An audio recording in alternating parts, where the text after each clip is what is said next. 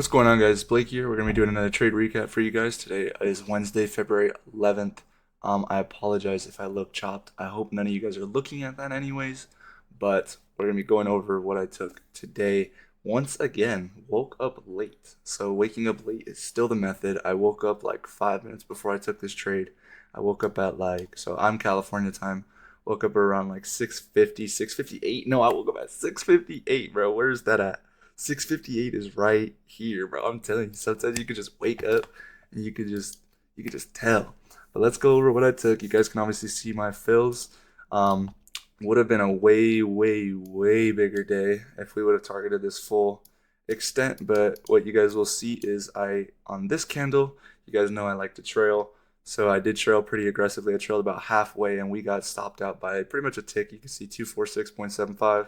If I were to line it up, 246.75 is right there on that wick right here. We got hoed, but it's okay. It's okay because it saves us over time, and we know that, right? I even locked out just in case. I'm not gonna lie. I don't remember the last time I really got emotional like that, but I just did it just in case because it looked good, honestly. Like when you see LRL like this, again, that's what I told you guys I like to target. But without further ado, let's turn off the chart executions because there's a lot of sauce that I want to go over. There's a lot of sauce. I already know there's people are like, how'd you get that entry? Like, right, if I go again to the 1 minute, you can see I pretty much took a preemptive entry because I didn't want to miss the move. But you can see here I did add at 291.50. So if I were to pretty much line it up, that's a pretty good add-in, right?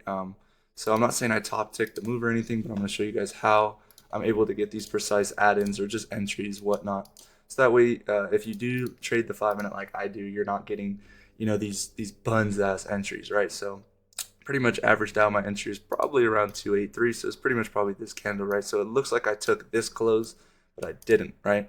So let's go over why I took it, right? Again, I like when both my indexes were moving. I was still bullish pretty much just because, like, obviously I would have maybe taken this candle to this high. Probably would have got break even, trailed out, whatever. But again, we woke up late. I still like these draws. I still think we take them eventually, whether it be off of this bounce now. I think eventually we take these highs. They're too smooth. They're too clean. There's old fair value gaps that haven't been tapped. But looking at this though, right? You can see pretty much when we start to flip, we're inversing all these little inverses or little gaps up here. Not really going to draw any attention to those because again, I want to trade continuations. I want it to be more confirmed, right? So not only are we inversing these higher fair value gaps, right? We also have low resistance here. We have data low, which is this low right here on NQ. ES is starting to follow as well, right? So all those things are checked, right? Now, a lot of people asked how I was okay with preemptively shorting. One, it's the draw. Okay, whenever you have both your indexes moving like this, again, I've told you guys, a draw on liquidity is like a magnet. It's pretty much the only thing that protects your position. You can see we take out this last clean draw over here. Take out the last clean draw and boom, now your position is no longer protected. Now volume starts to pick up. It starts to reverse against your position. So you can pretty much take clean trades all the time as long as there is a draw, right? So I saw both my indexes were moving. We inversed all these gaps up here. I'm going to go ahead and change this real quick just that way you guys can see it better. Okay, so like I said, we inversed all these gaps up here. But what I was really keen about is if we're inversing those first higher ones, right, it's already showing that bearish order flow is coming in, right? So what do I want to do? I want to see at least this one start to get disrespected. If this is a bullish gap that is going to hold, okay, you guys need to understand if we're going to go take out those draws that I like, right? And again, I've told you guys I also don't like trading high resistance liquidity. Now that this is a swept high, even though that there's LRL over here, it makes it that much harder to go take it, right? Because now that's a high that was put in that the market, can just react off of and move off of, okay? But now when we come over here, we can see that this high resistance high is holding and we have LRL right here, okay? So when we get these preemptive inverses up here, we start to get some closes inside this gap. Now, what I want you to see is that ES is also following. Okay, I've made multiple comments about it in past videos, but when you see one get inversed or even like halfway inverse like that, let's say you get a close like this. Let's go ahead and change the color on that too. Let's say you get a close like that to the gap, and then on ES, on this one, you say you get a close right here, right? That's not ideal. Your indexes are now lagging, okay? Just because you get a close on one does not mean it's good on both. Now, if I were to draw out both fair value gaps on both indexes, let's go ahead and see when both candles close below it. So you can see both candles close below it at the same time, okay? At 10 a.m., this candle closes below halfway of this gap. This candle closes below halfway of this gap. Why is this important to me? We are already disrespecting previous fair value gaps. This is the biggest fair value gap on the leg. If we're bullish, both of them should be reacting off of them by now. 3, both of my indexes are not lagging. They are both following. They're both inversing half of this gap. It's a big gap. We both have data lows. We have LRO below. So now we have all the reasoning as to why we want to go lower. Now, entry-wise, people were asking me, how did I get the entry that I got? This is how. I went over it in yesterday's video. When you're watching both your indexes, this is how you're going to get a good entry. When you see that ES is obviously the leading index, I'm fine with taking an entry on NQ so long as I'm still watching ES. I have them side by side. I can't miss anything. So I'm watching ES, but I'm entering and manually executing on NQ. So how I got this entry, again, same time, same candles, they both pretty much inverse half of this gap. Why do I care about that again? It's just because it's the biggest gap on the leg. We already shown disrespected fair value gaps higher. Both indexes are following. Okay, if this really was a bullish gap, because a lot of people tend to just wait for these gaps to get fully inverse. If this really was a bullish gap, you would not see closes like this. Okay, through it at least. Okay, and then so you can see we get this close. Hopefully you guys can see it a little bit. But you get this tiny close down here. Okay, and then look what the next candle does. Okay, the next candle, it kind of opens up down here, but the main thing is when it puts in its wick. So every 5 minute, well, not every 5 minute, because you'll get some candles where there's no wick. Those are clean draws on liquidity as well.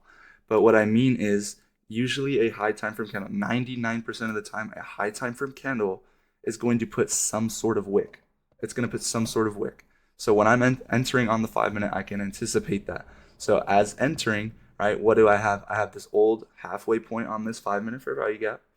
ES is following, but ES is a lot more bearish. So what can I anticipate? I can anticipate for NQ when it puts in its opening high time frame wick on the 5 minute candle to what? Tap this 5 minute inverse halfway and then continue its move lower. So that's exactly what I did. I waited for us to start rejecting off of this 5 minute. Again, I told you guys, if you want to limit order it, you're going to lower your win rate, okay?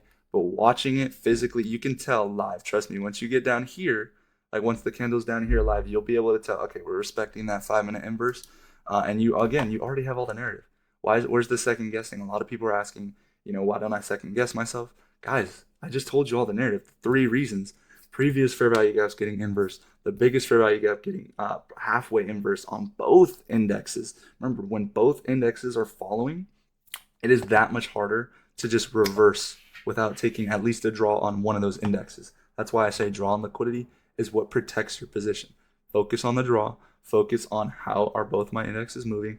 Don't just bullshit yourself. If one of your indexes is not moving cleanly, don't take the trade. You can see here both indexes are moving. Why? We have draw lower. I still do think, again, we'll come out for those highs.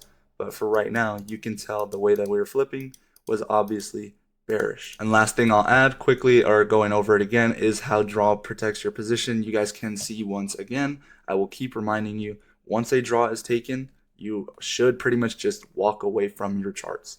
Whether you're going to get FOMO or this is going to happen, literally price is going to slow down, reverse, chop into a range. It's engineering liquidity. It's doing absolutely nothing. If you're trying to take a trade in this, you better be scalping. Like, you better be scalping, or like the way I trade, I'm not finding a trade in this just because there's no clean draws. But yeah, guys, that's really it from me. Obviously, we did get trailed out. Still, again, I was bidding heavier. I'm okay with bidding heavier because my win rate is higher, right? So bidding heavier, I'm able to trail out still for $670. Okay. Would have been a way bigger day, probably would have been a 10K day, but again, I don't care, because you guys need to start not caring. Whether it's like I take one trade a day, regardless of it being a 150 day, whether it's $600, whether it's 10K, like, I do not care. You guys really need to start thinking about the fact that these days will just go by no matter what. It's kind of like dieting, right? You're going to eat healthy or you aren't. Days are going to go by no matter what. So you're either going to be disciplined and take one trade a day and not blow all your shit in one day, or you're just not. Like, my biggest saying that I've been living by is, if you don't do it, someone else will. I swear to you, right? That cardio, or your rules that you're putting off, like, if you don't do it, someone else will. Someone will have the opportunity that you have right now, and they're going to do it. They're going to do it to the best of their ability. So do you want that really to be you? Yeah, guys, have a great day. don't blow the rest of your profits or whatever for the rest of the week if you've already made money. But enjoy the rest of your week, guys. Today was honestly, like, again, not that crazy of a day. Did you really miss much? No. Was it a clean trade? Sure. But again, just please stop crashing out on yourselves. The trading is literally never going anywhere. But have a great day, guys. Feel free to join the free Discord in the description. Check out all the previous YouTube videos. We drop hella sauce. Follow the Instagram. We're trying to run up the Instagram, yo. Run follow the Instagram. But have a good one, guys. I will catch y'all in the next video.